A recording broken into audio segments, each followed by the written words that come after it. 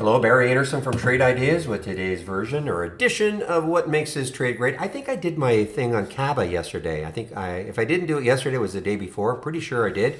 Anyway, look at Kaba, and I was mentioning this one as something that had tremendous amount of room to keep moving. If I look at I'm pretty sure that's what I did yesterday. I should have checked before I did this. But look at the daily chart. So all this up here, 210. That's what got it really interesting. The CEO bought some shares. That's why it popped yesterday. I think he committed about $150,000. So that's why it popped yesterday. And I was saying, well, you know what? Let's see if it has any sort of continuation. What's really interesting about this one right now, though, is that the 200-day moving average is about 165, and it's through it now. So let's see where this goes. Though this was just a tremendous second-day continuation. I'm pretty sure I did my video on it yesterday. All right, guys. Let's just got a price alert on something.